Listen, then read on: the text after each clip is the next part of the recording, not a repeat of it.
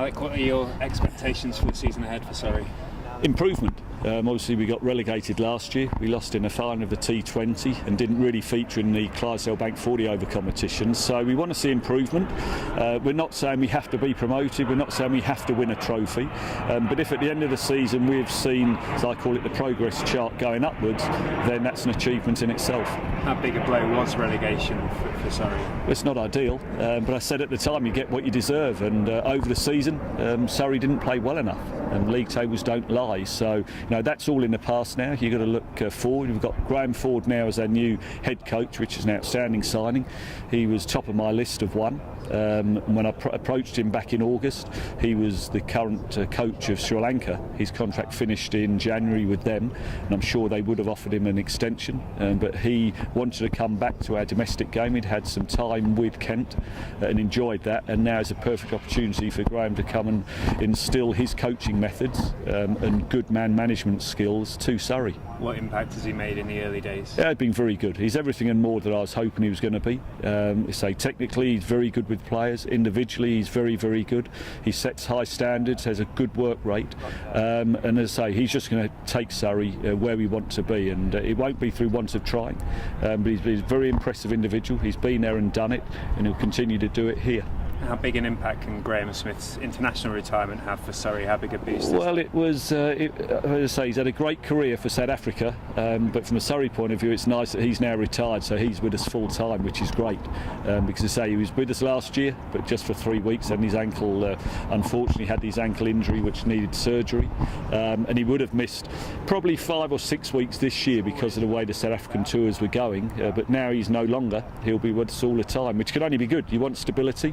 And having a captain throughout the season, a quality person, a quality player and a quality captain, can only add to what we hope will do well for Surrey. And Kevin Pietersen's had a turbulent winter. What do you expect from him this year? Well, he's a fine cricketer, world-class cricketer. Obviously his international career has been cut short, so he's available to us for all 2020 cricket once his IPL with Delhi Daredevil commitments are finished, and then he's also available for 4-day and 50-over cricket when it all fits in with his schedule and how it fits in with us. So we're looking forward to having Kevin. Whenever he's been here with Surrey, he's been outstanding. He's performed well.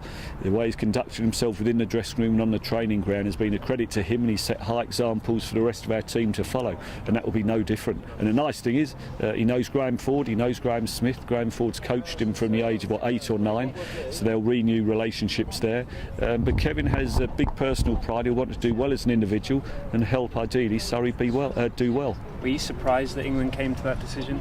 Oh, listen, it's an ECB thing. They've made that decision. Whether you agree with it or not, to me, is neither here nor there. The fact that he's now with Surrey is a huge bonus for us. And as a former England captain, though, you must want to see the best players playing for England. Yeah, you do. Obviously you do. But there are reasons that the ECB have come to this decision, so you have to respect them whether you agree with them or not. I don't know the ins and outs, but what I do know is that Kevin Pietersen has got a lot to offer cricket, and thankfully he'll be wearing a Surrey shirt in doing that.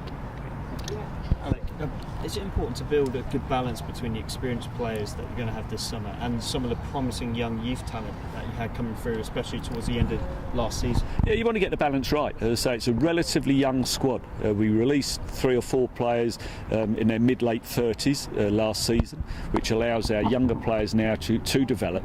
But you want them to develop through learning, as you say, from the likes of Pietersen, from the likes of Graeme Smith, under the coaching leadership of Graeme Ford, which will hopefully accelerate their learning curve. You've got to try and get the balance right, as I say, of young and old. You don't want to put too much pressure on the youngsters because they're still finding their way, they're still learning their trade, but if they can put in some good performances, that gives them confidence, and therefore that will accelerate their cricketing learning curve. And just a quick one on England. They're competing obviously in the World 2020 at the moment, lost their first game against New Zealand. How do you see them faring generally in the competition? Oh, listen, it's tough. You can generally lose one game only. If you only lose the one, you'll go through. If you lose 2, you're probably then relying on other sides to mess up 2. So, listen, it hasn't been the greatest winter for England. They had it tough in Australia, they had it tough in the Caribbean, not the ideal start in Bangladesh. But there's some talent there. But in 2020 cricket, you generally only need 2 players in each game to perform. And if they perform well, you generally win.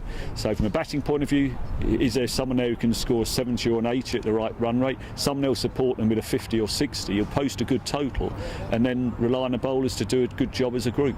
And just a look ahead to this summer as well for England, a big test against India. How do you see that one going?